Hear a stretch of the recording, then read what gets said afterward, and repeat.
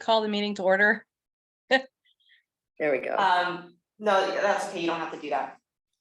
We'll just continue on here. Carry on.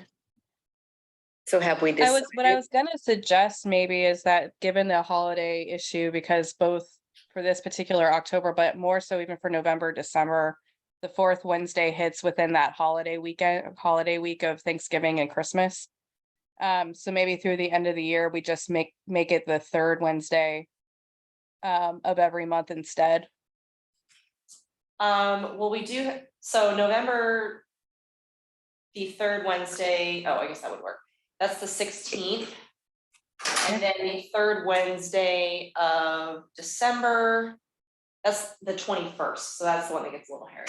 I don't know if you want to do that. The options are the 21st or the 28th.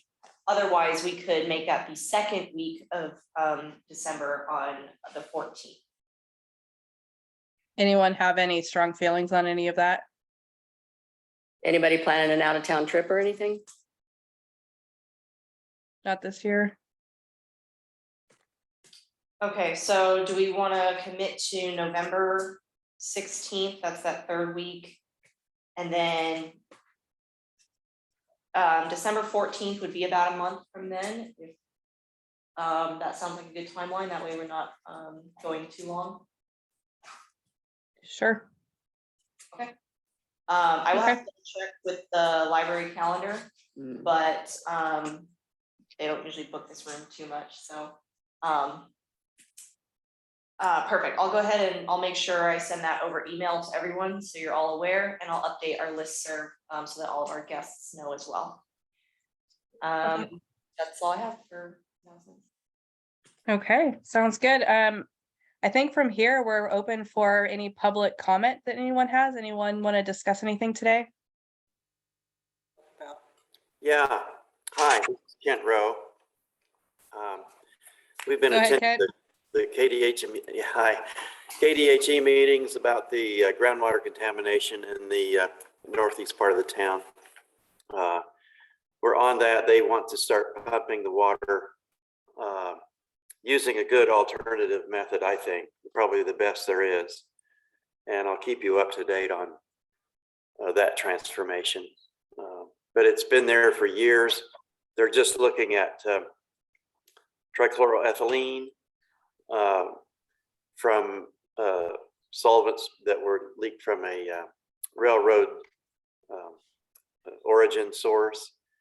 And but I have to interject that that is also the site of the John Sledge Pond, which they knew about, but there's different jurisdictions. Who said the city? The city has the one jurisdiction, the state has another, and so they're not looking at everything in that groundwater. But the method they're wanting to utilize is a granulated carbon capture and aeration. It's going to take quite a long time.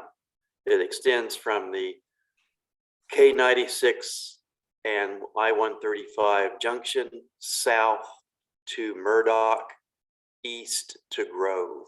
So it's a pretty good size area. And residents up there that were in attendance at the meeting were pretty upset that they had been using this water all this time. Some for drinking water, but mainly for gardens and so forth. So it's ongoing, and comments are till the 16th of October, written comments. Yeah, that's it. What about the city part of it, what you were talking about?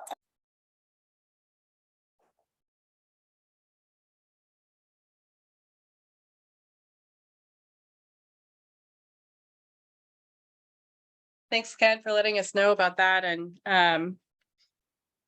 yeah. Anyone else have public comment today? Are we allowed to? Absolutely. Laura, this is Elizabeth Bishop. And Hi, Elizabeth.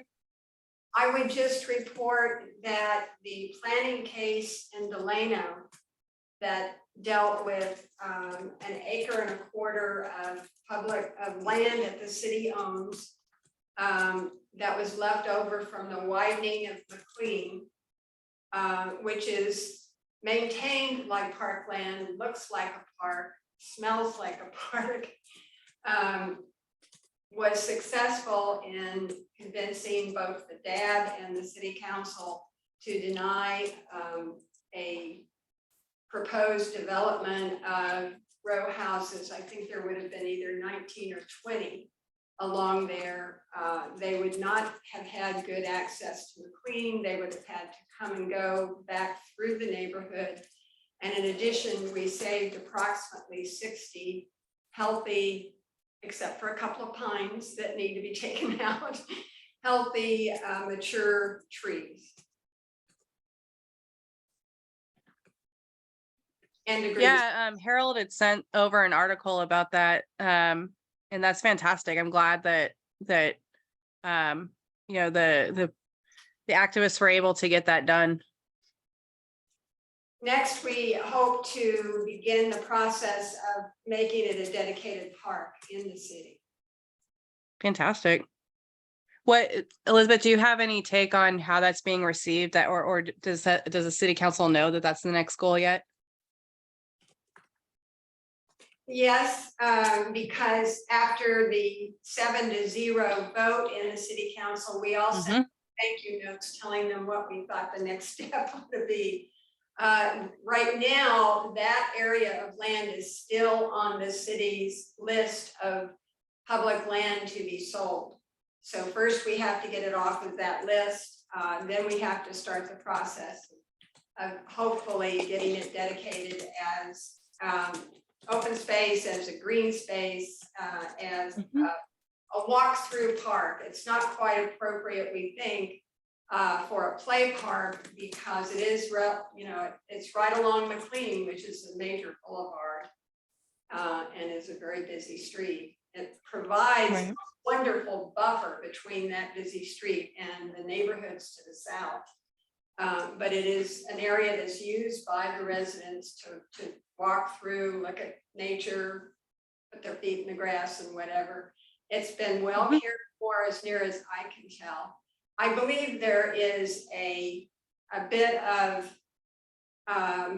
conflicting priorities, conflicting goals a bit, because the city is very interested in getting some of the land, public land that has to be maintained by the city off of its for sale list, and the city is now very interested in infill development, is paying a lot of attention to the center part of the city and the need for affordable rental opportunities and affordable housing in those areas. I think that the process of achieving that has been a little bit bumpy, and this is probably regarded as one of those bumps, but I hope we can make common cause.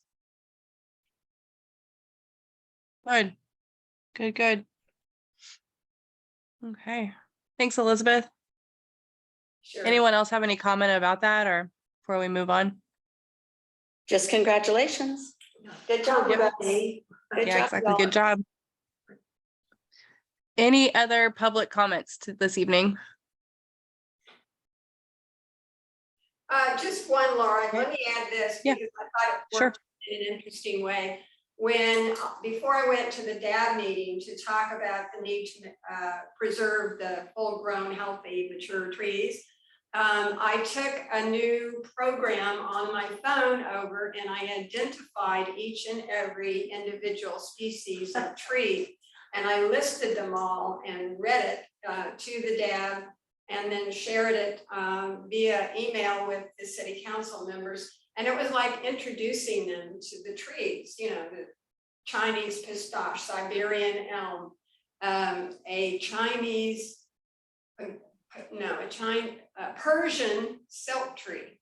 Never heard of that before. A big tooth maple, had never heard of that before, had to research that.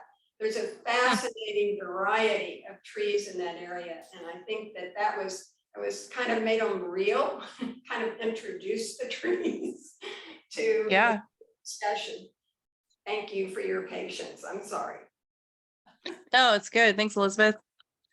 I mean, I think that kind of information is really helpful to share because like you said, it brings things to life a little bit more, right? Rather than, people just thinking of it as a park or as an area that could be developed, that there's some really interesting aspects to it that anyway, provides some flavor for people to make a better decision. So assuming we don't have any additional public comments tonight, I'll actually ask one more time. Anyone else have a public comment they would like to make?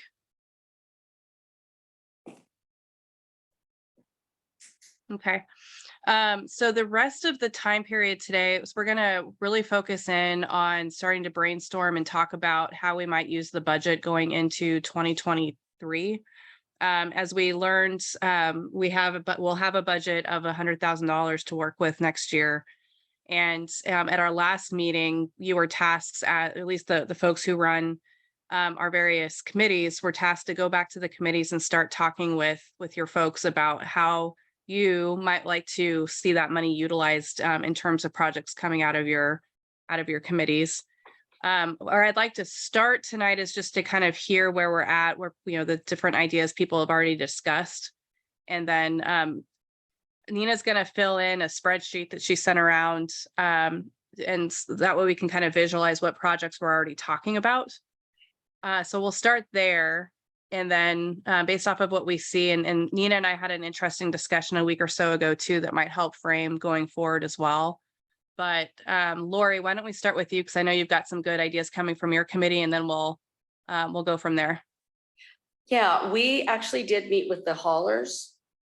If you remember me talking about that before, the very end of August, and we were trying to get them to franchise trash.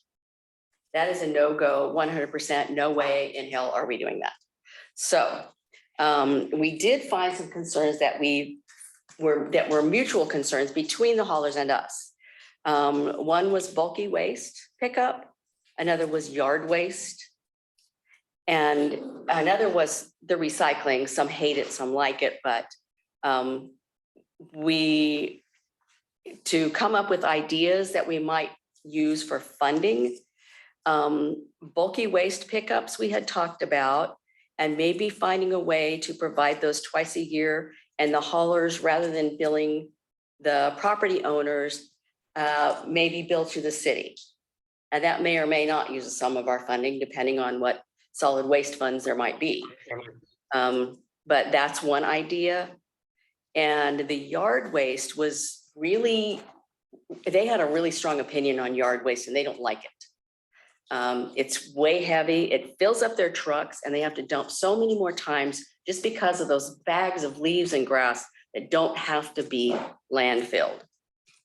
One of the ideas that we came up with was perhaps doing some education, but in order to do education, we also have to have something that they can see that's visible to do as a result.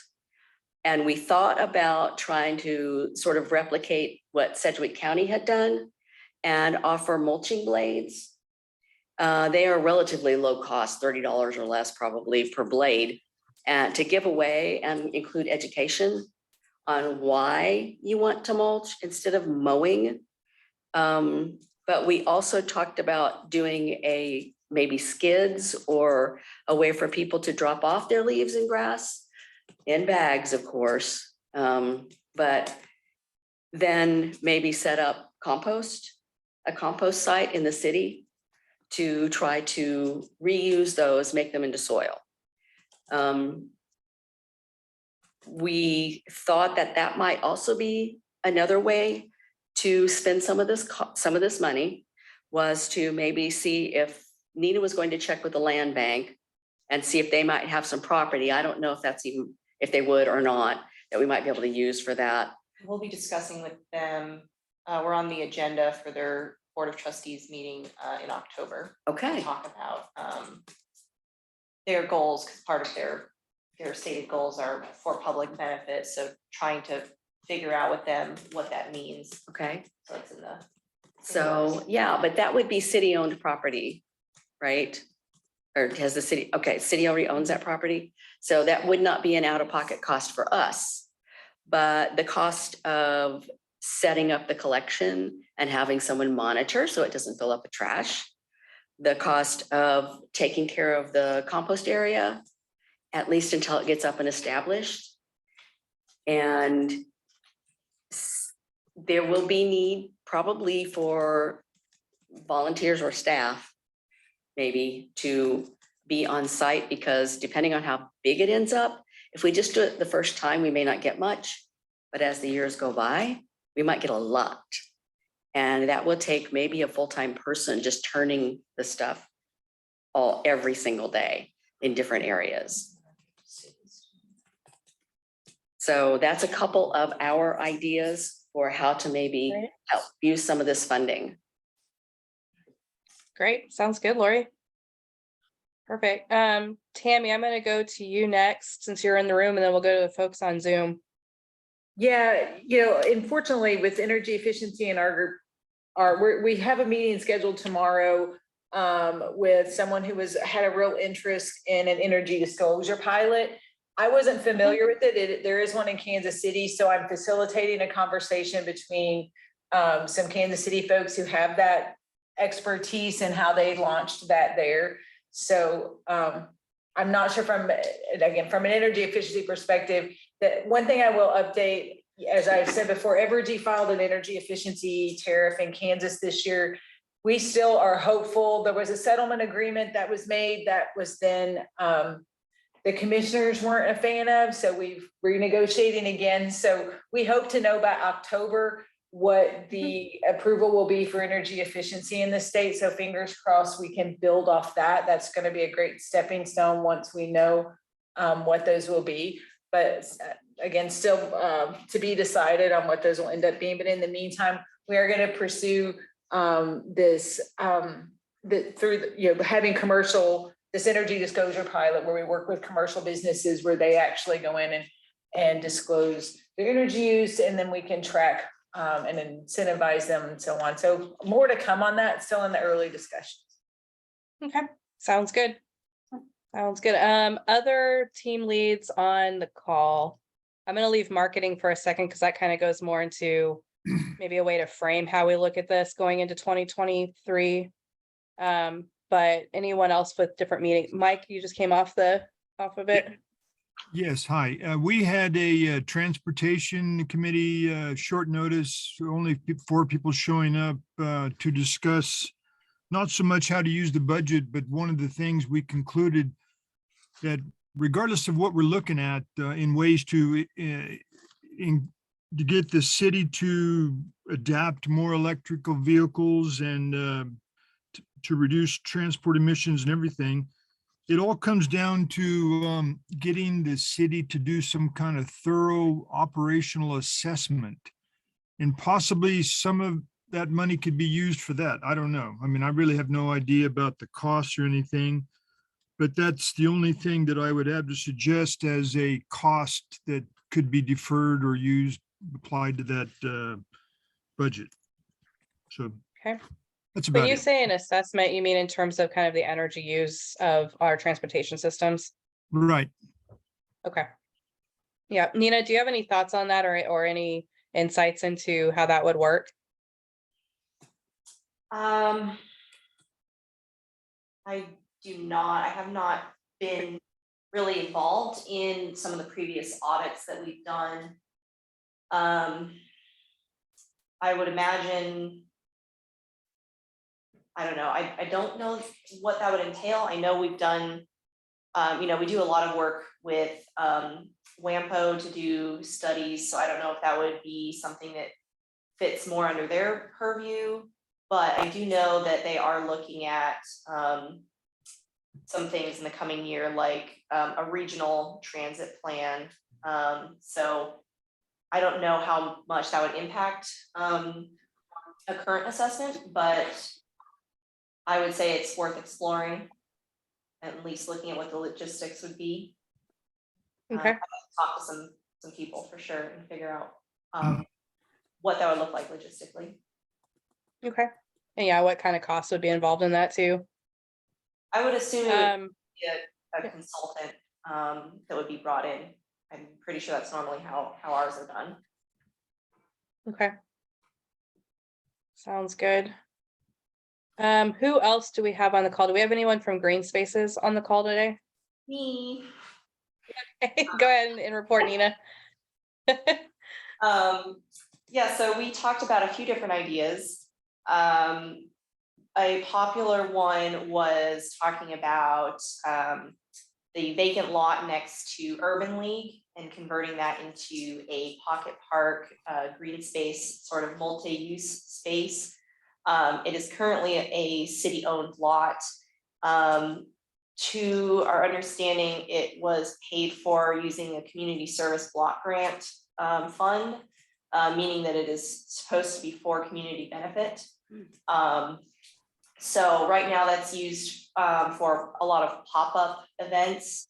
And so that's something that could easily transition into a space with a little bit more greenery and some shade to be for community benefit. Okay. We also talked about additional funding for tree planting. I don't know that we had a set dollar amount, but there was, we did talk about reassessing or redoing the tree assessment, although I know we will be getting a little bit of an update with that NASA heat mapping, which should be soon. Should be any day now. So that was, you know, just another idea of matching the existing funds that were approved through the budget. We also discussed the idea of creating a urban heat mitigation plan, having that be sort of its specific entity. So maybe not just a piece of the climate adaptation mitigation plan, but a very specific tailored plan with projects that would get us to the goals we need to see. Not out of our $100,000. The goals we need to see are millions of dollars. Right, so Yeah. everything, well, yeah, not everything will be able to be funded all today or all next year. That's just not reality. So we have to be strategic about figuring that out and what baby steps we can do. And then I did have a chance to talk with Elizabeth after our meeting about the McLean space and the trees. So that would also be a potential green space project to transform that into a more recognized and deliberate park space. Okay. Sounds good. So with the matching funds of the trees, Nina, was that kind of in the same vein as what we talked about the other day about maybe, you know, so the cities put in 10,000, we would put in 10,000, that type of idea towards creating more trees around the city? I believe so. I don't know that we decided on an exact dollar amount or that And it a should dollar amount, yeah. be one match. But I think it was just the idea that we should supplement those funds that are already allocated with additional funds. Sure. Okay. Sounds good. Any other committee leads on the call today? Other than marketing? Hearing none, I'm gonna talk about marketing for a second. So we actually had more of an email conversation this last month or so, partly in my fault in being gone so much this last month, but from this, Nina and I had a conversation just to kind of get ready for this meeting, and that started getting my brain going a little bit in terms of ideas.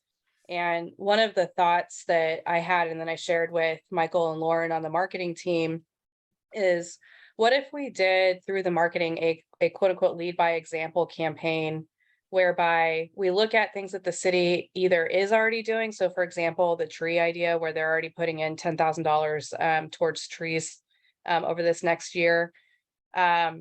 That we, use some funds from our $100,000 to match that to some degree or another.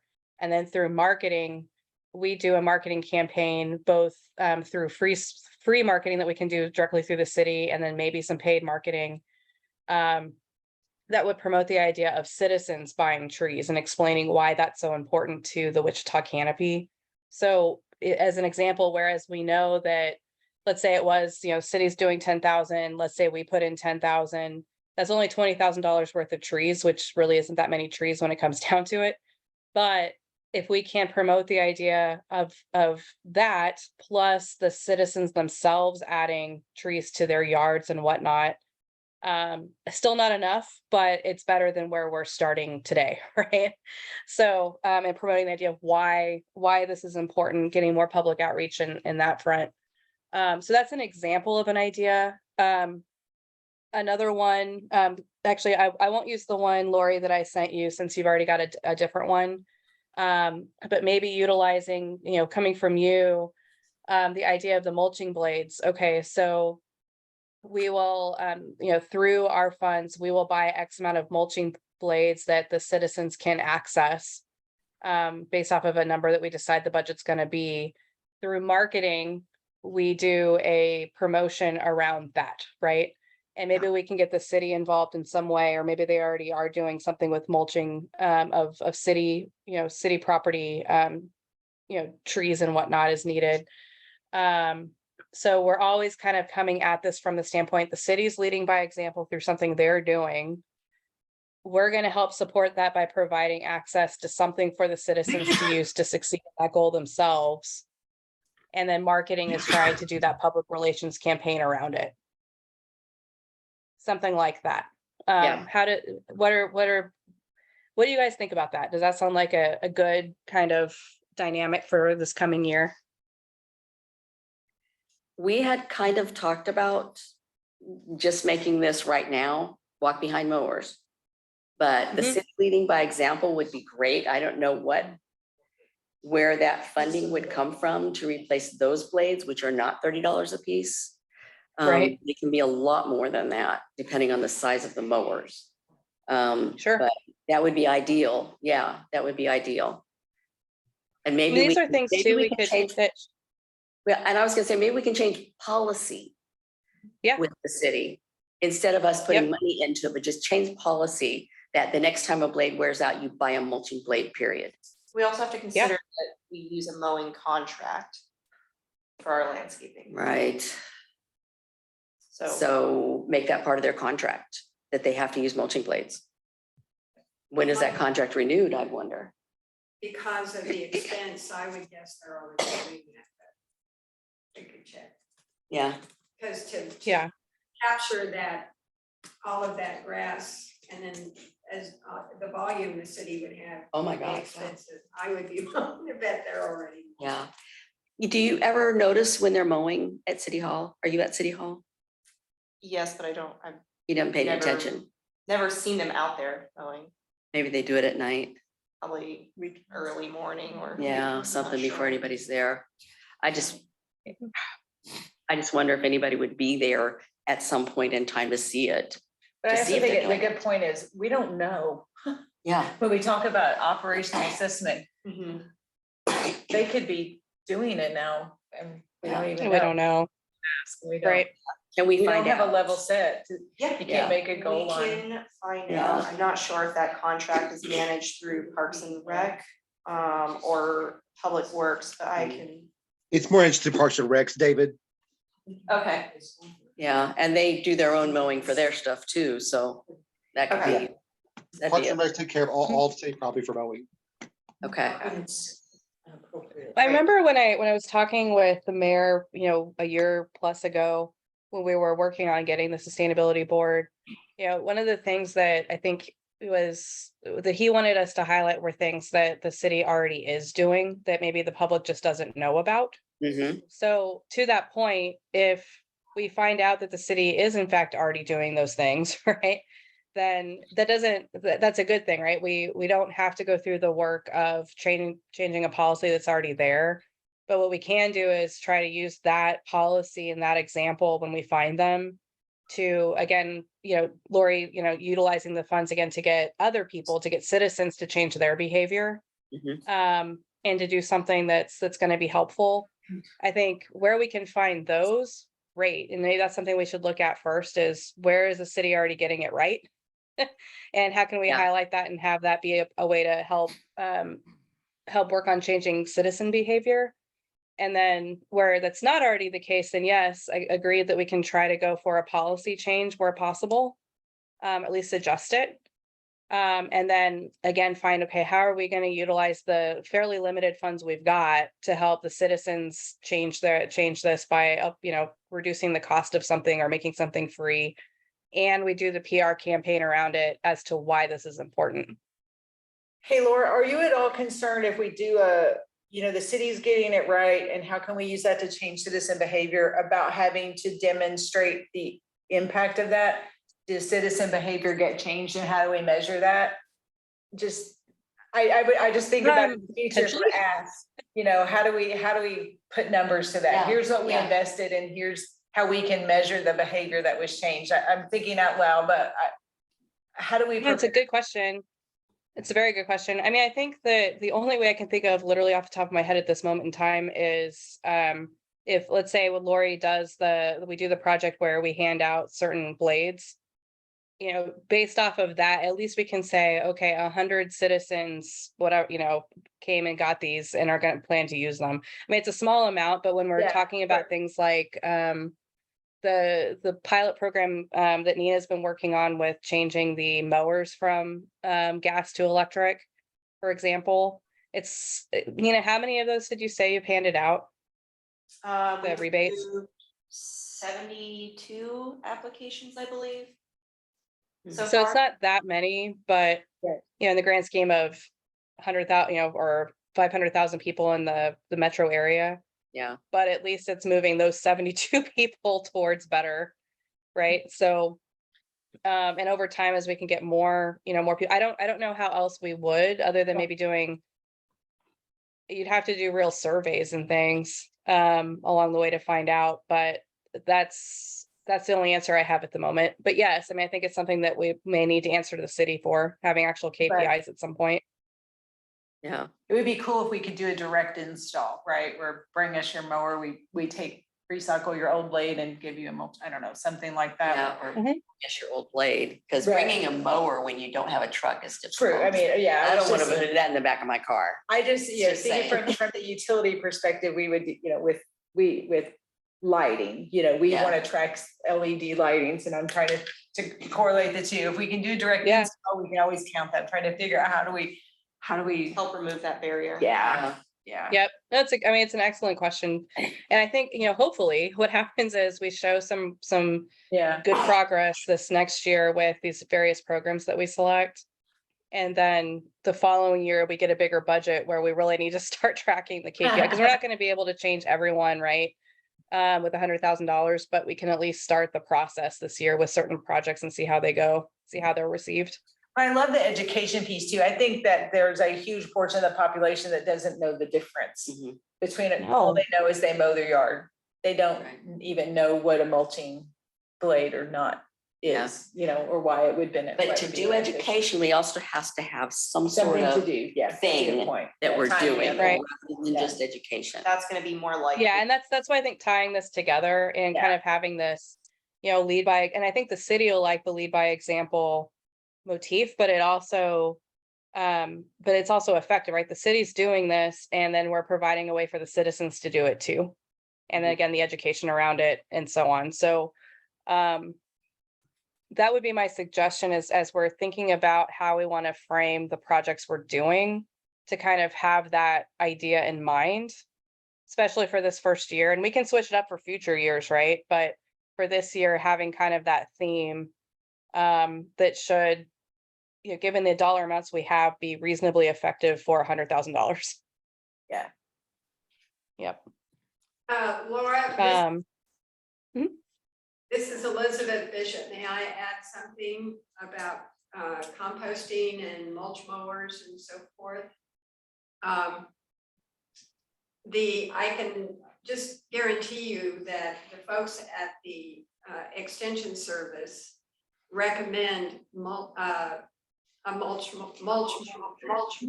mowing rather than catching the grass. And there's several reasons for that. And they maintain accurately, as far as I'm concerned, that it does not cause thatch buildup, that it is workable, and that it is desirable. The other thing is when you do mow your yard and catch the grass and put it in a plastic bag and it sits in your driveway and maybe gets some water on it and so forth, by the time that's picked up, it is positively toxic. And especially if you are also treating your lawn with various chemicals, which we master gardeners encourage you not to do. It enters the city's runoff. It is not good for our streams and rivers and so forth. But it also means that the grass that you catch, if you are treating your lawn, cannot be used for composting because it very likely has herbicide in there. And there are several communities that have tried this big community composting project and discovered that people were using it on their gardens and everything was either not growing at all or actually dying because of herbicide usage that they weren't aware of. And it's really hard to say, oh, well, you can come put this in our public mulching process that we're going to have, but you can't use any chemicals on your yard. And folks are going to look at you like, what? I just go to the garden center and I use what they tell me to use. But those are a couple of things that need to be considered. I see the first item of not catching grass because it's just positively toxic as one of those things that could be thrown in as an argument for using mulching plants. Absolutely. Hey, Laura. Good. Yeah. Hey, I just wanted to make a suggestion regarding the matching funds idea for, whatever the city's going to spend on trees, and we might match that somehow. Maybe we could think about using money towards rebates to get people to buy the trees, individual citizens buying their own trees. If they got $100 back, 10,000 buys a lot of trees that way. Yeah, that would be that is a good idea. We could even look at doing both, like helping Yeah, the city with sure. 10,000 towards city trees and then do another 10,000 towards rebates. Laura, I was thinking too, along the same line with rebates and trees, there's always a benefit when purchasing in bulk or economy of scale. If there was some way to create a marketplace where citizens could order or buy their trees and then we got some sort of bulk price, there's twofold. We have an account. We know exactly how many trees citizen bought. And then maybe in lieu of a rebate, we can offset the rebate by giving savings because we have so many, because we have the bulk. Now, marketplace platforms there's investment there, but but one thing to think about. The cost encouraging of trees can be up to $300 a tree for like a 15-20 foot tree. Because we can hand out seedlings, but then we won't have a tree for a really super long time. And a lot of the trees around here have that size of trees already. But to give a rebate, I like that idea. Give a rebate for those who can kind of afford it, but not for sure. Because $300 is a lot of money for a tree. It is a lot of money. Yeah. So $100 back. But maybe we say that they get that rebate only if they do a tree of that size. Well, right. It'd have to be 15 to 20 feet or something like that, or 50, a 50-gallon bucket or whatever it is, however they do it. 15-gallon tree. Yeah, have some stipulation because you wouldn't want someone to go buy a sapling, right? And get the rebate for the entire $100. And you can get saplings for free from the Arbor Day. So we want to have a real tree that's already producing oxygen. Right. Agreed. Yeah, and it's not going to take years and years. I mean, it's still going to take years and years to get to the size of the trees we have now, but not as many years. Right. Right, just to Um, go in, to avoid that, because again, the minute you start to rebate someone for a $300 purchase and you alienate a huge portion of our population who doesn't have $300, if there was some way to match it, for every $300 tree I buy, the city plants one in an underserved community or something along, I just feel like Yeah.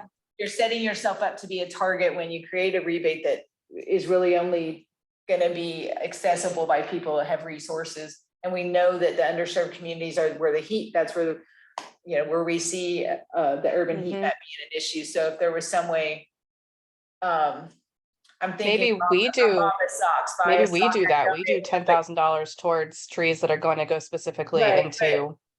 Or we set that Yeah. aside, again, we encourage citizens, you know, you buy a tree for your yard if you have the money, and for every tree bought, we'll plant one in an underserved area or something. I think that's. Yeah. I don't know if that was. I don't know how that That works, would, but- yeah, that's a good idea. We need to find out what the cost is for the city to plant a Right. tree. Correct. What's the cost of the tree, which they've got trees. Or we Or recruit what's the people to cost do of the putting it in? plant, you know, like, for example, Evergy has a green team. I've done a dozen tree planting days in different communities across the state. If we identify the trees, then maybe we work on citizen volunteers for a tree planting weekend to get them to mitigate some of that cost. That would be lots of weekends for a city the size Well, of I Wichita. mean, it depends on how many people you have take, you know what I mean? I How don't many know, but. trucks? Yeah, I'm just thinking out loud, how do we offer an opportunity to those underserved areas as well as people who have $300 to spend on trees? If you do it. Yep. Say project like that, you Yeah. can include tree Tree- planting lessons. Correct, Here's yes, how you we've got plant every a tree. community we've planted trees in, Right. included tree planting lessons and tree maintenance lessons and.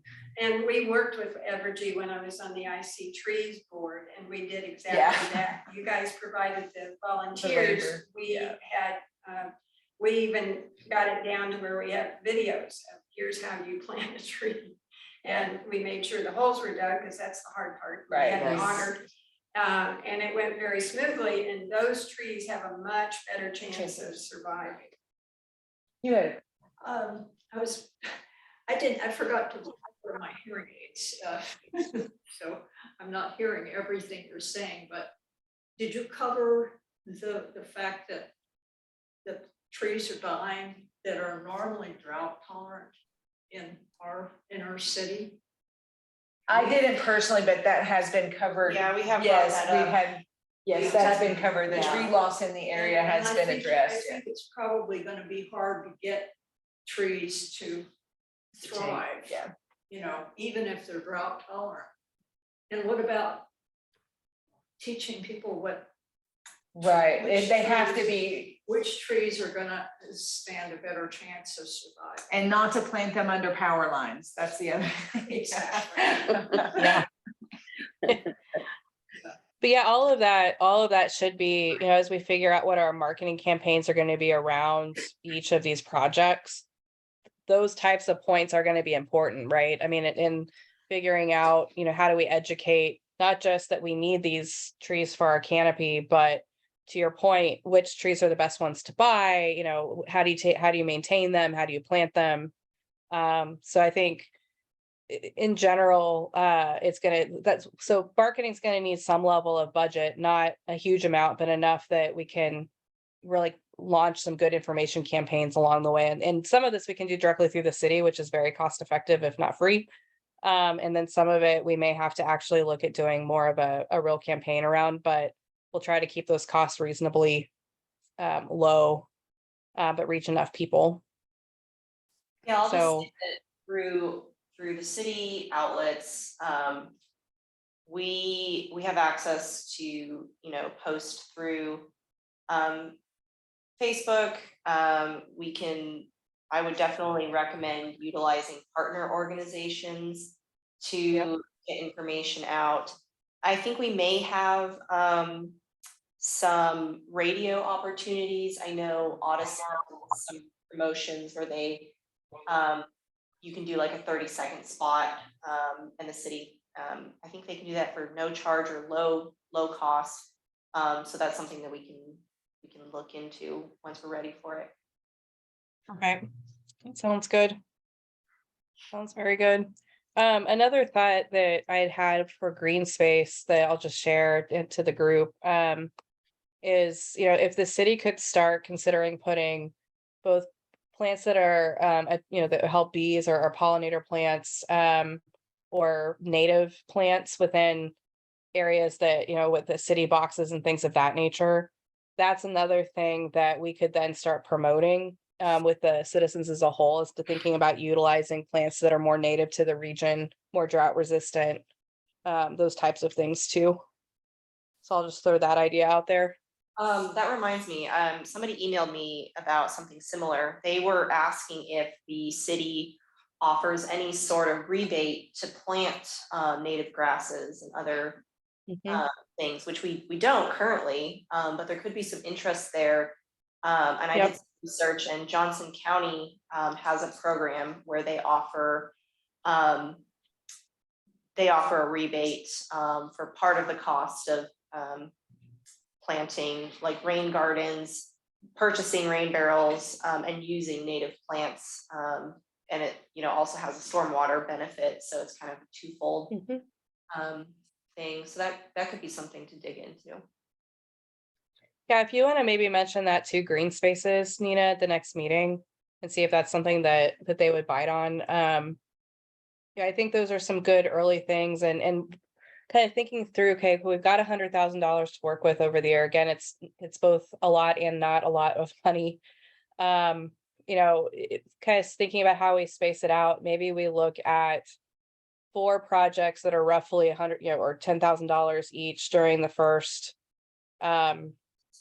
6 months. Pick four projects like this where we're going to do rebates, or we're going to do something that's again going to help the community, and then leave some money for marketing around that.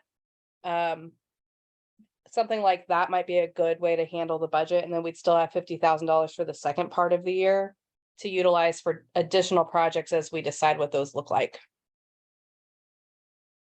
Something like that, give or take. Doesn't have to be exactly that split, but something along those lines. Sounds good.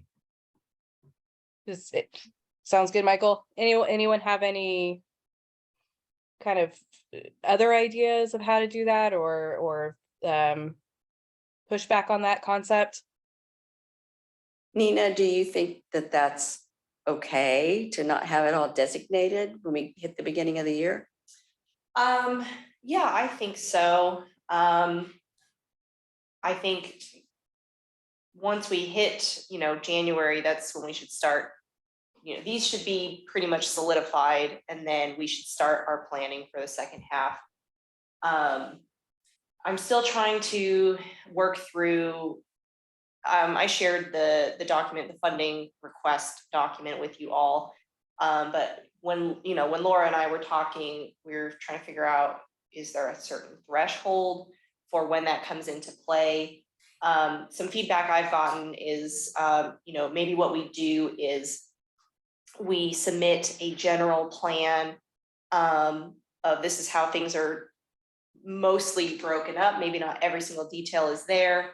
And then from there, figure out, okay, what needs the funding document. So it's good to have an overall plan. We don't need to nitpick everything. So another thing Laura and I had talked about was, maybe having these buckets.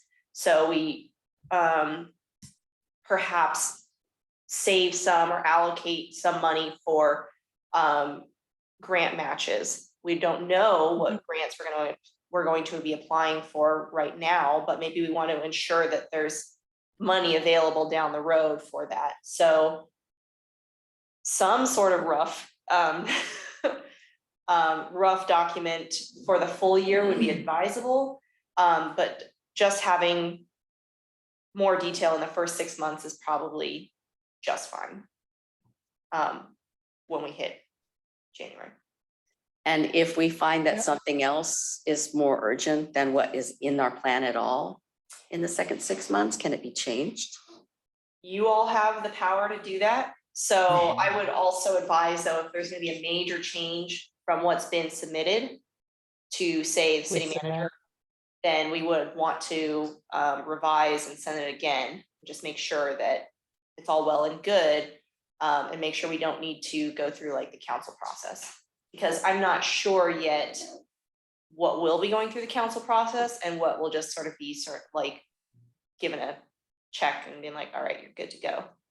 Yeah, I'm just thinking things could change a lot between They now could. and this time next year. Right. Especially if Sure. it doesn't rain between now and then. Right. Right, so you kind of have that availability now to be more flexible. I wouldn't worry about it too much. Because you guys are the ones with access to this fund, you guys have the ability to shape it, you know, and reshape it if need be. So we can go down that logistical path if need be, but budgets change all the time in the city. Things get readjusted based on priorities and needs. So I wouldn't get too worried about it. We'll figure it out if priorities do change. Okay. Yep. Good. Any thoughts from anyone on the meeting about anything that we've talked about today? Any additional ideas? So in the Green Spaces committee, Nina sent out the Johnson County plan that apparently was funded through Public Works. I mean, Johnson County's Public Works. Is that a possibility? Or that that our Public Works, either the city or the county, would do such a trial? We've been talking, rain gardens have been talked about and they exist. There's one by the river, for example. That was a big volunteer project, but as far as I know, Public Works was involved in it as well. Yeah, and I'm not sure. I did see your email earlier, Jane. I just haven't had a chance to get back to you on that. And it was but- stormwater management. Right. specifically. And this does tie in, this program specifically is about stormwater. So that might be something that if it's not already done, could be worked into their scope of work. But I'm not sure how much they would be able to carve out. It would probably be something that we could fund with a grant. It's always just, it's very, very challenging to take an existing division's budget and reallocate some of their money because it's So already they going have to. thought about it. I mean, they've done it in I'm- the past, so. Right, and I can't speak to that too much because I haven't talked to them about it and I'm not too familiar with how much they've done. I know they do some similar work, but I do also know that the Johnson County, I think it was also funded by a nonprofit or a foundation, because there was sort of like an affiliate link for Bridging the Gap, which is either another company or Yeah, they're a nonprofit Okay. in Johnson County. Yeah, I've been affiliated with right. them. So I'm not sure if they're just partners or if they provided some of that funding, but anyway, that's certainly a conversation we can have with Stormwater and see if they're amenable to that. And if not, then it would have to be something that we'd probably have to grant fund or think about for next year to carve out from the budget. So we'll just have to figure out the best way forward for that. It'd be nice if we could do some splitting of us, maybe some of our money helping.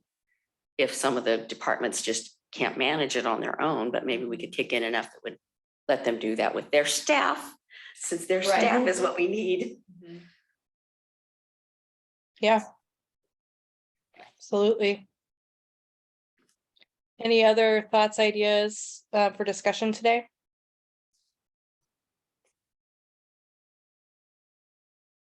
Okay, hearing none. So for next month, if you're kind of between now and next month's meeting, go back to your committees and let's kind of narrow down maybe one that we really want to focus in on in the first part of next year, that you think would be the best one.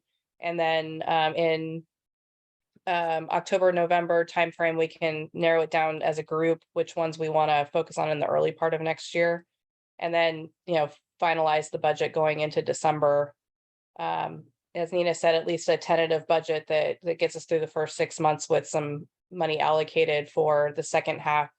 And I agree that we should have some money allocated towards grants from that second half of that we can either utilize for that or we can utilize for other projects as we decide what they're going to be going into the second half of 2023.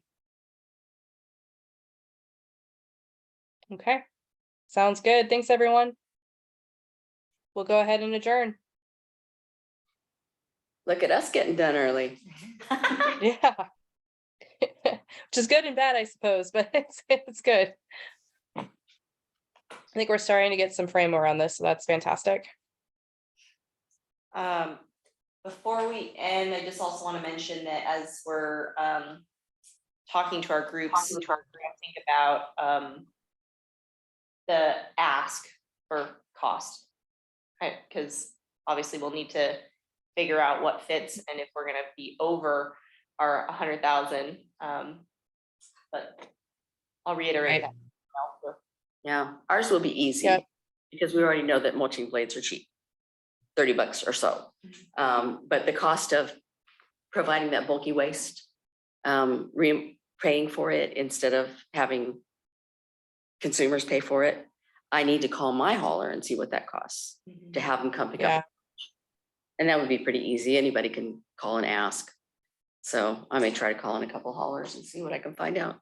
Electronic waste is a concern as well. The city, the Yep. county stuff every couple of years in various, or I guess there's a site where people bring it there, but e-waste is a very big deal. It is.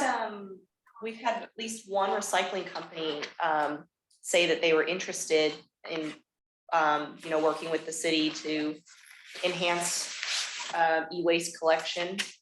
So I had talked to ABC Recycling on Gilbert, and so they were looking to get more into that. And so because we partner with them for the lawn care rebate, and so when I had chatted with them, they're very interested in pursuing e-waste. So we can continue that conversation and see what programs we might. Because I've helped with a couple of neighborhood cleanups this year, and the e-waste is serious. Serious, and the county, is wonderful, except it only does it every. Well, and most people don't know about it is part of it too. Yeah. Cleanups, everybody knows about because it's on their door. So, yeah. Tammy, Yeah. before you go, I have a question for you and for energy efficiency. You brought up the idea of helping communities that are underserved. Yeah. What about something, I know that one of the issues that a lot of homeowners have or renters have is energy costs. So what if we, I'll just kind of throw this at you to think about, is there something maybe we could do that would help underserved homeowners or renters save on energy costs that we Well, I might mean, be that able to was- help supplement? That was part of our energy efficiency filing in the state of Kansas is, they're calling them, I think, hard to reach customers, but it's a low income energy efficiency program that includes home assessments and then energy saving kits. So it would be great, again, if that gets approved for us to take that and then build on that, let just to get the word out about the program and help people get access to it. But that is part of our energy efficiency filing in Kansas now that we're hopeful will be approved by October. So hopefully when we come back, we'll know one way or the other what those programs are. But definitely, and to be fair, in all of the conversation with the commissioners and stakeholders, low income access to energy efficiency was number one on everybody's mind. So if they slice and dice and we only get a portion of what we ask, hopefully low income and underserved customers are going to make the top of that list. Well, Awesome. maybe Okay. whatever gets cut, that's an opportunity for this board to take on Could be. Yeah. Because some of the things we were looking at for BIL, that we had identified just as potential projects were things you guys had on the list. So I was like, okay, well, maybe not, because you guys are already doing it. Yeah, we're trying. But if it comes down to it, say, you know, worst comes to worst, and that they don't happen, then we could go back to that and Right. talk about it. I mean, some like more. even I feel like one of the more popular ones is a demand is the Thermostat program, which we had years ago, but just give Yeah. people access to a free installed programmable thermostat and then the education on how to use that. Again, that's one of the programs we've got our fingers crossed is going to make it through. Except I applied for that program and they wouldn't put it in my house because my electrical was too old. You had right that you have to have a 100 amp service, Yeah. you know, or something. You can't have Two dual breakers, systems and all that two stuff. So breaker, yeah, it yeah. isn't going to apply to everybody, but it certainly is a great way to get people, again, a programmer with thermostat, and then back to education, teaching them how to the advantage of programming it too, right? We can't just put it in your home and you set it and forget it. It's just a digital thermostat. The idea is you program it to, you know, to offset when you're not home or when you go to bed. So that, yeah, I from everything I've read and everything I've listened to, I feel like everyone's in favor of that one too. So fingers crossed we'll be able to offer, and that's a direct install, and they'll probably also have a bring your own device one as well. You can do both if that's what appeals to you, but yeah, this time next month we should know. Okay, perfect. So I should, Good. when we were talking about trees, that tree study, the heat study is due any minute. Did I understand that correctly? Yes, we're waiting for it to get transferred over onto our servers, and then basically it'll be reviewed by city manager and council. And then it will be published. So that could be weeks away then still. Could be maybe a couple weeks. It should be transferred like tomorrow. So I'm hoping the review is pretty fast because we've already done one review with staff. So I'm hoping it's just a cursory look before we're able to publish. So Nina, what are your thoughts on it? If you've seen it, I mean, did you have your initial, were there anything surprising that stood out to you about it, or is it pretty predictable? I mean, I didn't get to play around with it a lot. Like Okay. they basically showed it over Zoom. Oh, okay. So I think it's pretty straightforward. It's what we expected. I think we're going to see a correlation between, you know, high heat and lack of canopy. Mhm. Although I will say that the story map doesn't specifically have a map with both the canopy layer and the heat in one singular map. So Oh. because this project has a part 2, the first thing I asked them to do is to put it in one map and show me what the correlation percentage is for each area. Yeah. So we'll get that. Yeah. So is that the phase 2 Mhm. that you mentioned? And that will So incorporate. phase 1 will be in a couple of weeks maybe, and phase 2. Phase 2 will incorporate a little bit of air quality and some of the drivers. It'll dig a little bit deeper into the drivers of heat and some mitigation strategies. And it'll be using the INVEST model, which looks at different scenarios. So we can get some scenario data. But yeah, that just started. So that'll be another 10 weeks. So. And then another however many weeks to get it through all the whole project. Yep. Yeah. They're not doing a story map for that one though. So that'll just be like a 1-pager plus their technical report. The story map is really what takes forever because it has to go through all the checks. Mhm. And then it has to go on our GIS server. Okay. So the WSU EFC report has some pages on urban heat. Does that correlate to anything? Is it usable at all? Or no? I mean, this work should be a good stepping stone for creating a heat mitigation plan, which was one of the things identified in that report. So, yeah. And we don't have to pay, I mean, this SIB doesn't pay for it. No, it's It's already completely in on the kind. city. It's an in-kind project done by NASA. So no cost. Okay. Okay. All right, guys, I think we actually lost our quorum, so it looks like people Yeah. popped off, so we should probably We're not stop for the voting. day, but thanks, everyone. I think, you know, we're starting to shape this, so over the next couple of months, we'll finalize the budget and be off and running in 2023 with some great projects. Sounds good. Yep. Thanks, everyone.